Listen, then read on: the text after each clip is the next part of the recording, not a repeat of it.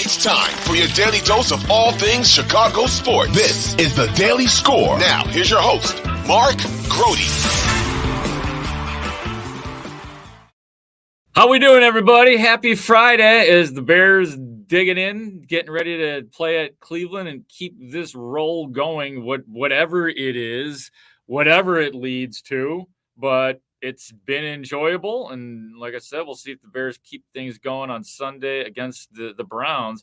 Meantime, Luke Getsy, the Bears' offensive coordinator, was speaking at Haugh on Wednesday, and he kind of picked up where Matt Eberflus left off, and that was talking about the improved pocket presence of Justin Fields. And I know we hit you over the head with this, but it is just so extraordinarily important that part of Justin Fields' game continues to improve, and it has, because pocket presence can be the difference between being in the NFL and not being in the NFL, or being a starting quarterback and being a backup quarterback. So let's get to Luke Getsy on how he feels about Justin Fields' awareness. What's different about him with his pocket presence now?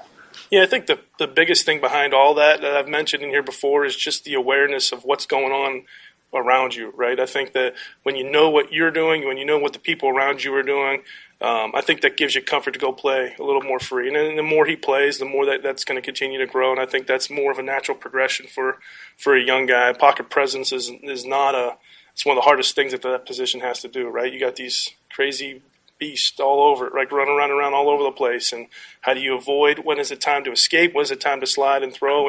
And by no means do we, Justin and I we'll both stand here and say we're not where we want to be with that, but the improvement continues to grow each and every week for sure. It's good to hear that. And hey, Luke Getsy keeps it real. It's not completely there yet, and it's but steps have been made, and that's what we've been looking for this year. One of the somewhat, mysteries, too strong of a word for the Bears is Darnell Mooney.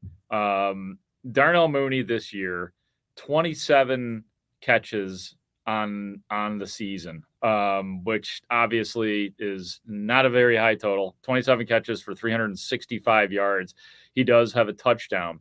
And this was a guy who really started his career with a bang, man. He had, in his rookie year, first year he was here, like refreshingly surprising 5th-round pick, and he had 631 yards and looked like the Bears had. Then he has a 1,000-yard season, and then last year 493. This year so far 395. So it's just been this decrease, and bad timing for him because this would be extension time for Darnell Mooney. So this is pretty long here, but I think it's all worthwhile. This is about 3 minutes of Darnell Mooney being as open as he can with us in regards to his future, the Bears organization, and I think it's pretty easy to read between the lines. So take a listen to this. I don't really focus on those things. I'm just worried about winning these games. Contract-wise, who cares? I mean, it is what it is. Can't do anything about it now. Just got to go ahead and try to win with my boys. So. Is it something that weighed on you, though? Has it weighed on you, though? No. I mean, I know what I can do. I know how I play. And film doesn't lie, so just got to watch the film. Got to come out and do our thing for sure. I don't know, you said the tape doesn't lie, but when you turn on the tape, is there something you can pinpoint as to why that things really haven't materialized for you this year in the past game consistently?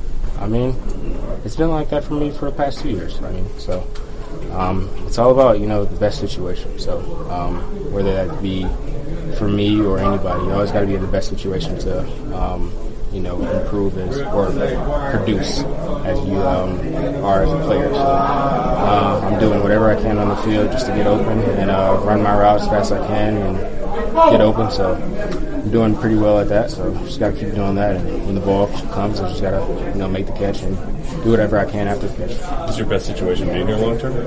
I want to be here. So I love Chicago and I love being here. So that answer is whatever it is after the season. Do you feel like you're being put in the best position in the offense to succeed the way you can? I feel like I said, I'm doing everything I can. Sometimes things don't fall my way, and unfortunately that's not what I like. But I want to keep getting open, keep doing my thing, and try to win these games for my boys. So. Darnell, do you feel like you're in the wrong offense? I mean, does that happen with receivers? Sometimes you're in a good offense that works for you. Sometimes you're in one that's just not. Is it just a bad fit? Nah, I mean, I don't really know. Honestly, guys, I would not be a distraction to myself or my team. So whether that's an answer for yes or no, I'm not going to be an answer. I mean, a distraction for anybody of my guys on the team or myself. So those questions may be answered whatever the season's in. Right. But as of now, trying to win these games. The next couple games, it'll be a nice cold night game versus Green Bay, and just go out there and get my first dub versus those guys. So. But the way the offense is developing, can you see it coming your way? You know what I'm saying? I mean, I know you feel like you've always been in a position to produce in this offense, but the way things are developing, do you see things coming your way, or is it just kind of status quo? The way the plays go, I'm definitely a guy that can, get open and get the ball. Sometimes the defense just takes me out of the way, or maybe the guys get back there, or whatever. Something just always just happens, never falls my way at some time. So I just got to keep on going and stay ready. I mean, there is a defeated sound in Darnell Mooney's voice for sure. I think it's somewhat easy to infer that that he's going to be testing free agency. We'll see. We don't know at this point. I don't know if what Ryan Poles is thinking in terms of Mooney. Does he project Mooney to be a piece in this offense? But for whatever reason, whether it's suddenly a lack of chemistry with Justin Fields, and you heard him say, this is all about the best situation. He wants to be here. He loves Chicago. He's made that very clear. And he continues to be a good guy in terms of does not want to be a distraction. That's kind of been his theme throughout the year. But I think that's the probably the realist he has been about it. And the tone doesn't sound great. And mentioning the final game in Green Bay, mentioning that a couple times just makes me think he's thinking like that could be it for me, and how perfect it is that it's Green Bay if that is his final game in a Bears uniform. But look, he's got 4 games to go. Who knows? They were targeting him more last week. We'll see if they continue to do that this week against Cleveland. Lastly, we live in a world where reports are made up. People get stuff wrong.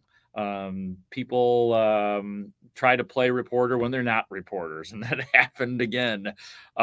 Somebody reported that Jalen Johnson was close to finalizing a 5-year, $93 million. It caught a lot of attention. It was retweeted hundreds of times, and people were acting like it was going to happen. But I took the microphone to Jalen Johnson to ask about this bogus report. I just thought it was funny. Honestly, just seeing it, people were sending it to me. I'm just like, I don't know where that came from. But, people got kind of bored out there trying to figure out some different things, trying to stir the pot a little bit, I think. But, I didn't make nothing of it. So, for the record, it is false. Yeah, no, that's not true. What if it was true? Is that ballpark? We'll see when the time comes. We'll see. Do you like that kind of talk is out there? People are talking about you and money, even though this guy just made up a completely bogus report. Nah, the only thing I care about is when I sign a real contract with real zeros and real numbers going on. Not the fake stuff. Stuff been going on been coming out since the off season and what I'm projected to make and all that. I don't really give a damn about it for real. That's why I've been. A part of the reason why I've been off social media, not really trying to see that type of stuff, not trying to see plenty of negative things. But I'm not worried. I'm not worried about that. I'm worried about getting the real check, the real money. And we probably won't hear anything about your future with the Bears until the offseason. Is that accurate as well? I would say so, yeah. All right, there it is. Straightforward, made-up report. And, a lot of times I won't even follow up on stuff like that. But, I knew it was Jalen Johnson, and I knew he'd have something to say about it. So that's that. Still waiting. And we'll see if something does pop before the season, but probably going to be when the season is over. A couple things to wrap up the podcast, a couple injury notes. DJ Moore did return to practice, but limited because of the ankle. I think he's going to play.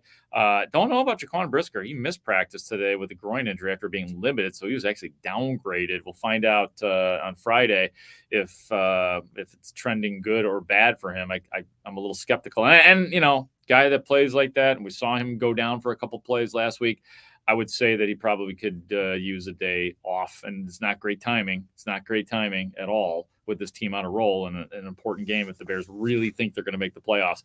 But my gut is that Jaquan Brisker is going to sit this game out. Thanks, everybody, for watching and listening. I always do appreciate it. Appreciate you guys subscribing to the podcast as well. For Ray Diaz, I am Mark Grote. I will talk to you tomorrow.